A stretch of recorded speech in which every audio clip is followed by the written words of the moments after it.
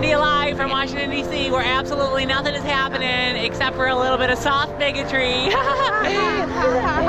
Hello there, nation's capital. Hello there, useless people using all of our tax dollars. Hello there. We're coming to you from a courthouse where things like the rights of trans people and all sorts of minorities are quickly being taken away. Hello there. We're coming to you live from the Washington Monument in Washington, D.C., where our first president, George Washington, is currently rolling over in his grave, whimpering into Martha's cleavage over the state of a nation he fought so hard to found. A state of a nation that has now given itself over to corporatism, cronyism, and the utilitarian wishes and demands of a select few dark, moneyed, underground power elite. Oh, what'd you say, Mr. Washington? Oh, you said it's time to take our nation back. Oh, you said, what the hell did you fight so hard for all those hundreds of years ago? Freezing your bones off, cuddling up close to Martha for, if we're just gonna give it all away? Well, I don't know, George. Hundreds of years of history. Years of struggle and survival. Hello there.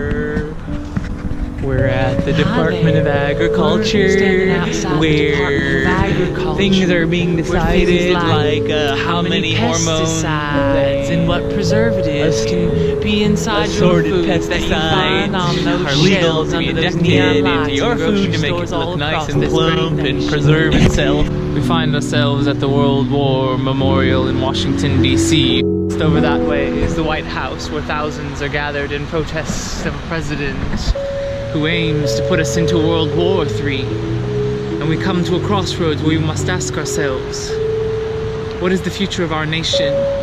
Who are we, America? What legacy do we wish to leave for our children and our children's children? We celebrate war and destruction. Is it possible to have peace? We celebrate war and destruction. Is peace possible in a war and destruction in a world that seems set on death and destruction, where we spend millions of dollars in building gorgeous monuments that ultimately celebrate the loss of life?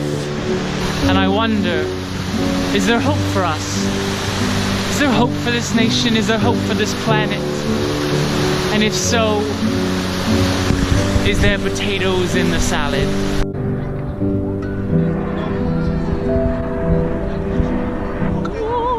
Bless America,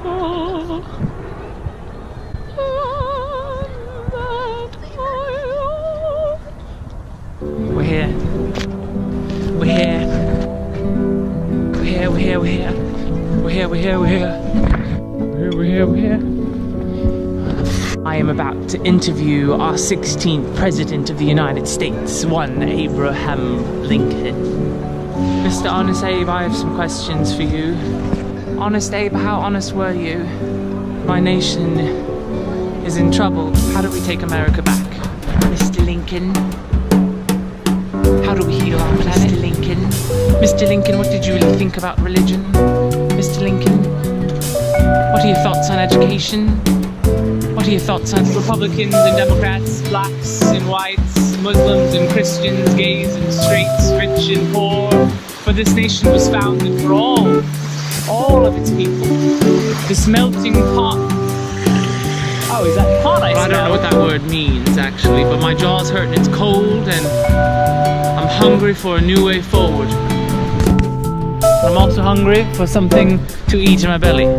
Coming to you from a giant melting pot of America, where all of our liquid vibrations are just slurping together in one giant cesspool of love and tolerance and acceptance. The sun sets on the greatest empire that ever was, that is slowly fading into what might have been. God bless America and God bless Donald Trump, if you know what I mean. Oh, why?